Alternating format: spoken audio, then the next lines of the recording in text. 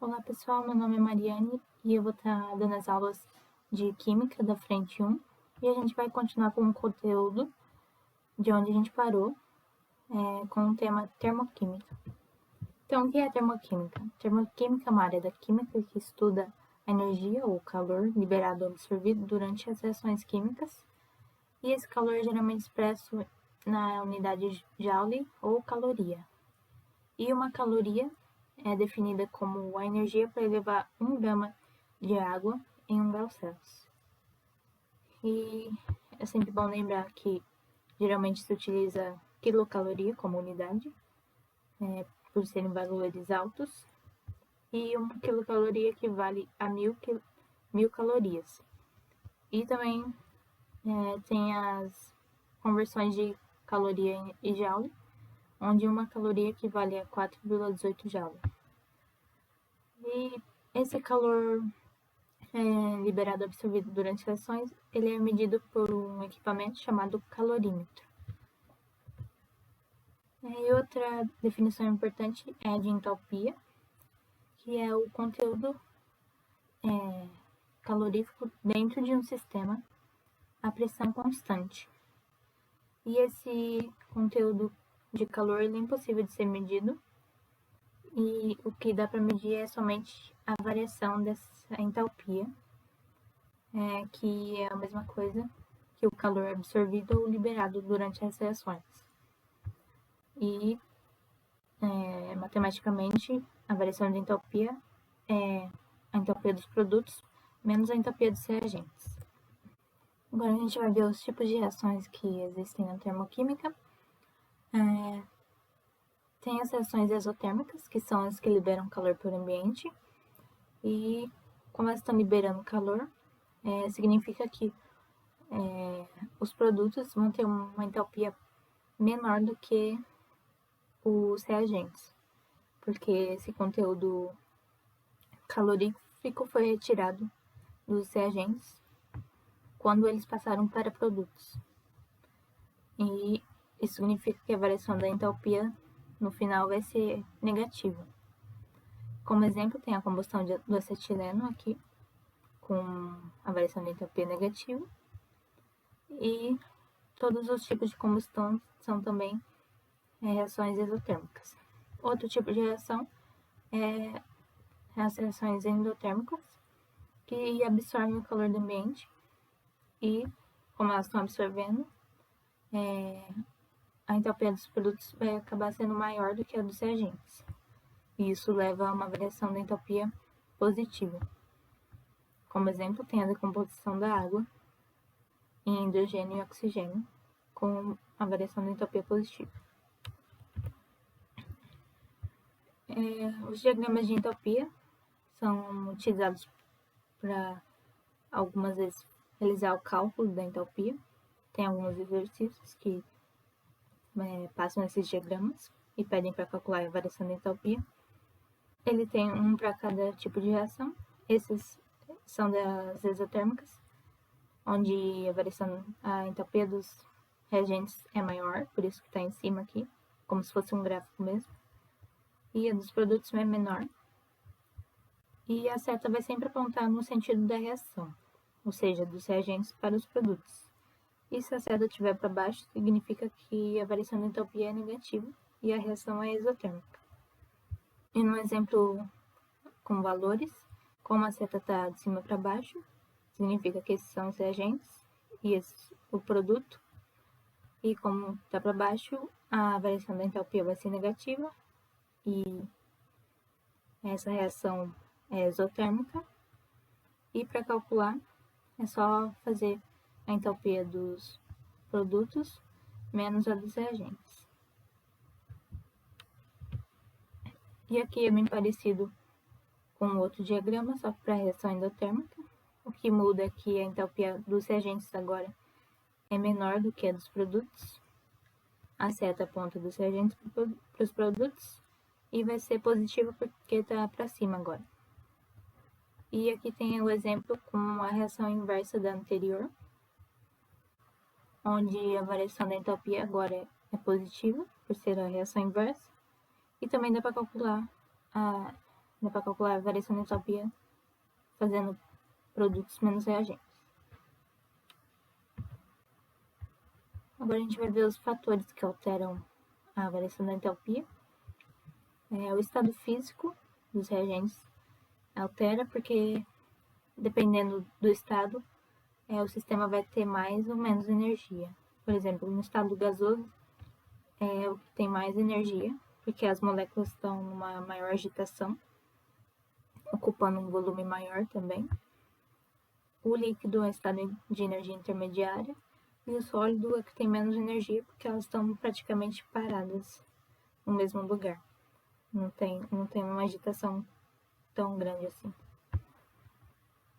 Então, quando uma reação passa de gás para sólido, ela vai ter uma liberação de energia maior, vai ter que perder mais energia para passar para esse estado sólido do que para passar para o estado líquido e do que para passar para o estado gasoso ou vapor. E aqui mostra isso graficamente, mostrando que é bem maior a energia liberada para passar de gás para sólido. O estado alotrópico dos reagentes e produtos também varia a entropia.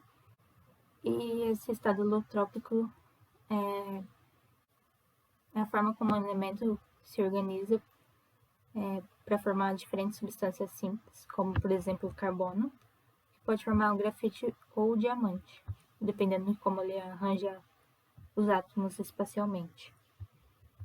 E o diamante ele vai ter uma energia maior no sistema dele, na estrutura cristalina dele, e vai acabar sendo mais reativo do que o grafite, e por isso ele vai liberar uma energia maior quando for, por exemplo, queimado aqui em uma reação de combustão.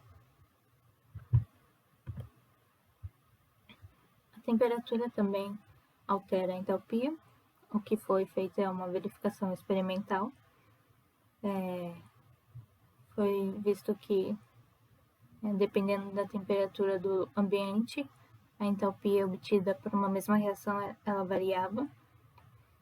Então, por isso, são utilizadas condições padrão de temperatura e pressão para fazer as medidas de variação de entalpia, que geralmente é 25 graus Celsius e 1 atm. E por último, a quantidade de reagentes e produtos, porque a variação da entalpia é proporcional à quantidade de reagente que está envolvido no processo. Por exemplo, se utilizar 1 mol de metano numa combustão, vai liberar essa quantidade de energia. E se utilizar 2 mols de metano, vai liberar o dobro de energia. E se for 3, o triplo. Por não ser possível medir o valor da entalpia de uma substância, de um sistema, foram utilizados valores de referência, ou padrão, de entalpia para certas condições. E essas condições para ser um padrão é estar a 25 graus Celsius, 1 atm, no estado físico mais comum, nessas condições. Por exemplo, a água a 25 graus Celsius é líquida, o oxigênio é gasoso, e também no estado alotrópico mais estável, como por exemplo o carbono é o grafite. E também foi considerado que a entalpia em condições padrão para substâncias simples vai ser sempre zero. E aqui tem um cálculo de entalpia relativa, 25 graus Celsius 1 atm, da formação da água a partir de hidrogênio e oxigênios gasosos, por serem substâncias simples no estado padrão, vão ser considerados zero de entalpia.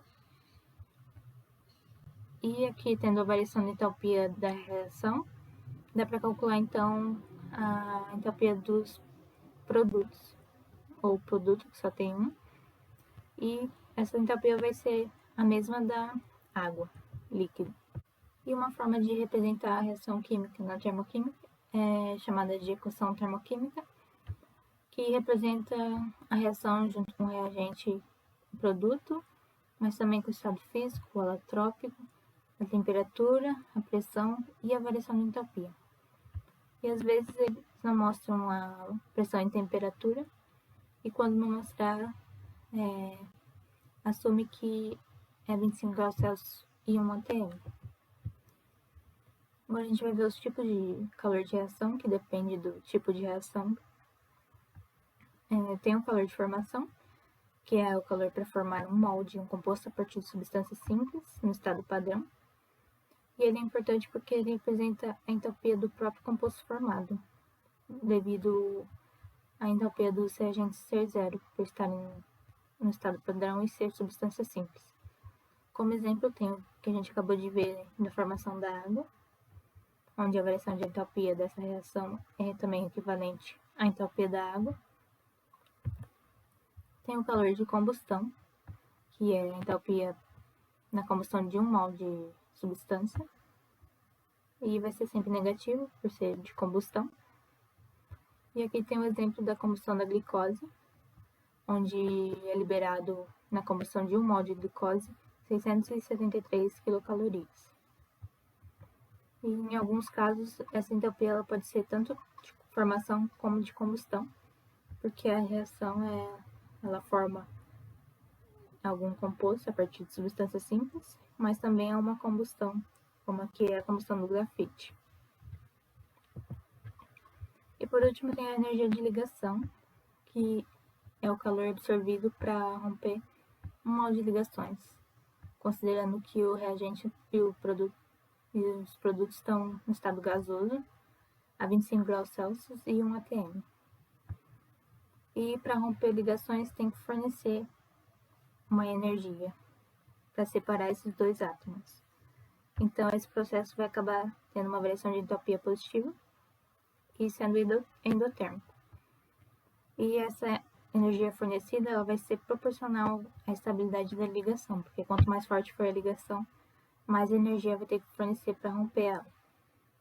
Como exemplo, tem a decomposição do acetileno em carbono e hidrogênio, onde são rompidas duas ligações carbono e hidrogênio e uma ligação tripla carbono-carbono. E como é fornecido a energia de ligação para as reações que tem nessa reação, é só multiplicar de acordo com o número de ligações rompidas e somar para obter a variação da entalpia da reação. E essa é a energia para romper um mol de ligações de acetileno.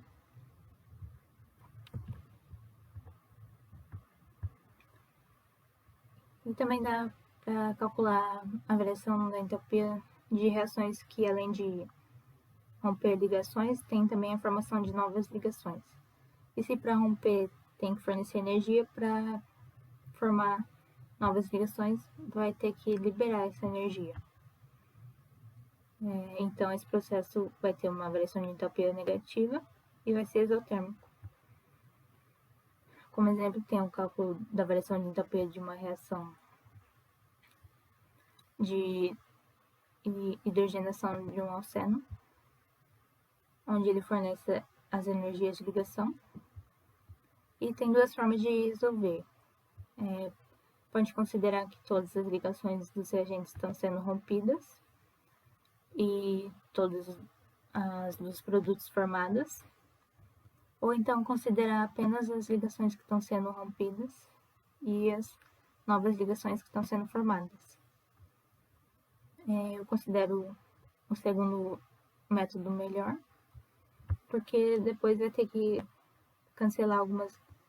vai acabar cancelando algumas ligações que são ao mesmo tempo rompidas e formadas.